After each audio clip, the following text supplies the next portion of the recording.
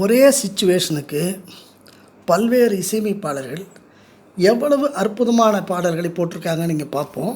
அதாவது ஒரே சிச்சுவேஷனாக இருக்கும். அன்றைக்கி எம்எஸ்வி அதுக்கு ஒரு டியூனை போட்டிருப்பார். பிற்காலத்தில் வேறொரு படத்தில் அதே சிச்சுவேஷன் வரும். அதுக்கு இளையராஜா வேற ஒரு மாட்டி பாட்டு போட்டிருப்பார். அன்றைக்கு ஒரு குறிப்பிட்ட சிச்சுவேஷனுக்கு கே மகாதேவன் ஒரு டியூனை போட்டிருப்பார். பிற்காலத்தில் இளையராஜாவோ அல்லது வேறு யாரோ அதே சிச்சுவேஷனுக்கு வேறு ஒரு மாதிரி பாட்டு போட்டிருப்பாங்க. அதில் இப்போ எனக்கு நினைவுக்கு வர்ற சில விஷயங்களை நாம் பார்ப்போம். அன்றைக்கு பிராப்தம் திரைப்படத்தில் ஒரு சிச்சுவேஷன். படிப்பறிவில்லாத ஒரு வேலைக்காரன் தன் எஜமானி அம்மாளுக்கு ஒரு பாட்டு பாட சொல்லித்தரான். ஒரு நாட்டுப்புற டைப்பில் இருக்கிற பாட்டு.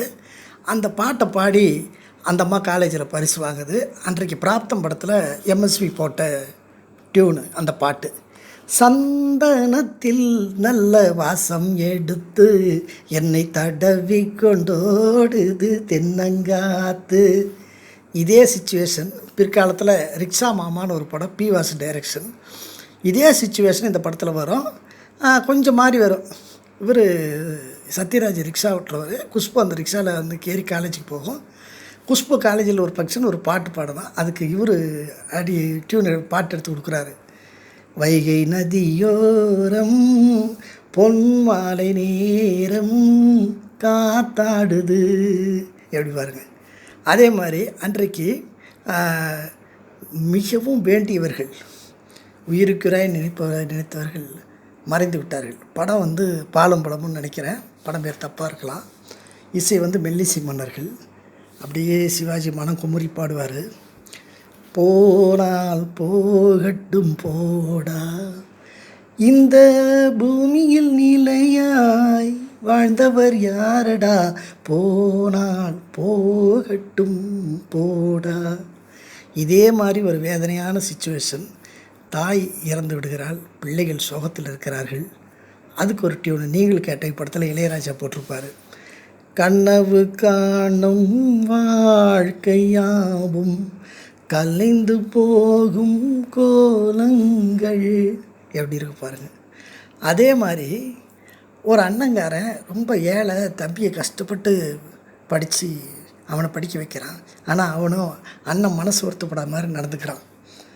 அந்த அந்தஸ்து பேதான் அப்படின்னு சொல்லிட்டு நான் படிச்சுவேன், பெரிய இடத்துல இருக்கேன்ற மாதிரி அண்ணனையும் ஒரு ரொம்ப மனசு வருத்தப்படாத மாதிரி நடத்துப்பாப்பில். அதுக்கு பாட்டு போட்டிருக்காரு பாருங்கள், ராஜபாட்டுறாங்க துறையில். அந்த பாட்டு ஆக்சுவலாக சின்ன பசங்களாக இருக்கும்போது வரும். இப்போ அண்ணன் பாடும்போது அவனுக்கு மனசுக்கு தைக்கிற மாதிரி பாடுவார், எல்லாத்துக்கும் பொறுத்துற மாதிரி வரும்.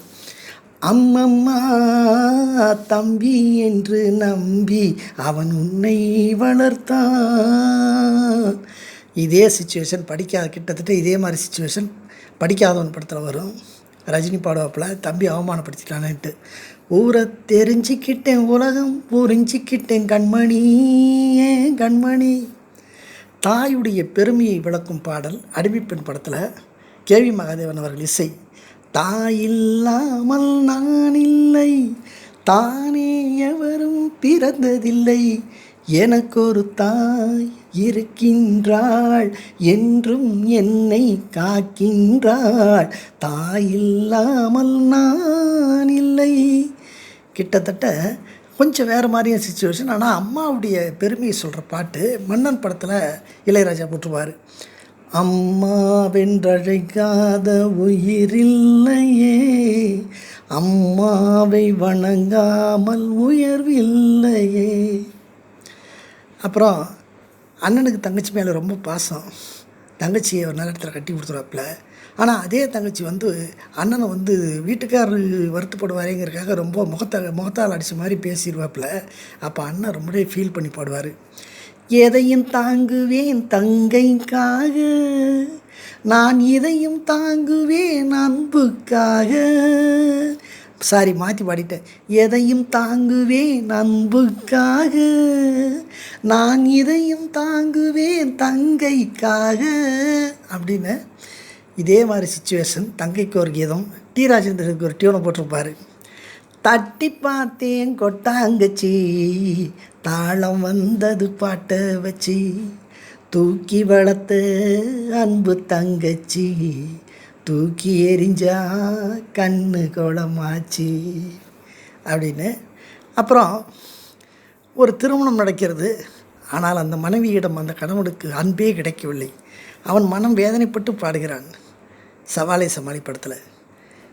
நிலவை பார்த்து வானம் சொன்னது என்னை தொடாதே, நிழலை பார்த்து பூமி சொன்னது என்னை தொடாதே.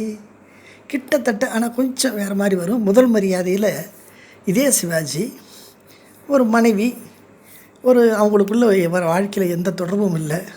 அவர் வாழ்க்கை அந்த அம்மா அவரை அவமானப்படுத்திக்கிட்டே இருக்குது. அந்த வேதனையில் அவர் பாடுவார். பூங்காத்து திரும்புமா, ஏன் பாட்ட விரும்புமா. அப்புறம் ஸ்ரீதர் படம். அதில் தங்கச்சியை கேஆர் விஜயா கட்டி கொடுத்துருவார். தங்கச்சி மாதிரி நினச்சி கட்டி கொடுத்துருவார். தங்கச்சி மாதிரி நினச்சிட்டு கட்டி கொடுத்துருவார். அப்போ கல்யாணம் ஆகிற மாதிரி நினச்சி ஒரு பாட்டு பாடுவார். பூ முடிப்பாள் இந்த பூங்குழலி, புதுச்சீர் பெருவாள் வண்ணத்தேனருவி, பார்வையிலே மன்னன் பேரெழுதி, அதை பார்த்திருக்கும் கண்ணில் நீரெழுதி, கைத்தலம் தந்தேன் என் கண்மணி வாழ்க, கடமை முடிந்தது கல்யாணமாக. கிட்டத்தட்ட இதே மாதிரி சுச்சுவேஷன். கிராமத்து அண்ணன் தங்கச்சியை கட்டி கொடுத்துட்டாரு. தங்கச்சி போகிறான். அப்படியே அந்த அண்ணன் அப்படியே அவளை வண்டியில் ஏற்றி அமிச்சிட்டு பின்னால் அப்படியே வராரு. அப்படியே அவள் அண்ணனை விட்டு அவள் சொந்த ஊர் விட்டு போகிறான். கல்யாணம் பிடிச்சாச்சு. அந்த பாட்டு வருது. கத்தாழ காட்டு வழி, கள்ளிப்பட்டி ரோட்டு வழி, வண்டி கட்டி போகிறவளே, வாக்கப்பட்டு போகிறவளே, வண்டி மாடு எட்டு வச்சு முன்னே போகுதம்மா, வாக்கப்பட்ட பொண்ணு மனம் பின்னி போகுதம்மா. கிழக்கு சிமியிலே படத்தில் ஏஆர் ரஹ்மான் இசையில் உருவான பாட்டு. இதுக்கு முன்னால் அந்த தங்கச்சி அவமானப்படுத்திடுறான்ட்டு 2 பாட்டும் இல்லை. எதையும் தாங்குவேன் தங்கைக்காக, அது தங்கைக்காக படத்துக்காக மெல்லிசை மன்னர் போட்ட பாட்டு. அடுத்தாப்பில் வந்தது தங்கைக்கு ஒரு கீதம் படத்துக்காக டி ராஜேந்தர் போட்ட பாட்டு. இப்போ அடுத்ததை பார்ப்போம். அடுத்தாப்பில் பார்க்க போகிறது அப்பா ரொம்ப ஒரு மாதிரி ஃபோர்ஸான கேரக்டரு. மகன் அவர்கிட்டே தொழில் பண்ணுறவன், பையன்றவன், வக்கீல்.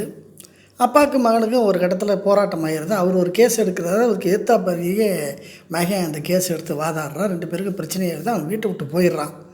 இப்போ இந்த கொதிப்பில் அவர் பாடுறாரு. கௌரவம் படத்தில் மெல்லிசை மன்னர் இசையில். பாலூட்டி வளர்த்த கிளி, பழங்கொடுத்து பார்த்த கிளி, நான் வளர்த்த பச்சை கிளி, நாளை வரும் கச்சேரிக்கு. இதுக்கு முன்னால் 2 வரி சொல்லிட்டு பாடுவார். கிளிக்கு ரெக்கம் முளைச்செடுத்து பறந்து போயிடுது அப்படின்னு ஒரு மியூசிக்கு. பாலூட்டி வளர்த்த கிளி, பழங்கொடுத்து பார்த்த கிளி, நான் வளர்த்த பச்சை கிளி, நாளை வரும் கச்சேரிக்கு, செல்லம்மா எந்தன் செல்லம்மா. கிட்டத்தட்ட இதே மாதிரி நல்லவனுக்கு நல்லவன் படத்தில் ஒரு வசதியான அப்பா பொண்ணு மேலே உயிரியே வச்சுருக்காரு.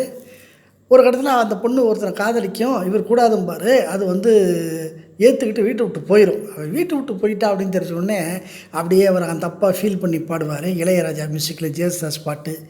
சிட்டுக்கு சின்ன சிட்டுக்கு ஒரு சிறகு முளைத்தது, ரத்தத்தில் வந்த சொந்தத்தில் அந்த கனவு கலைந்தது அப்படி சொல்லிட்டு போகும்.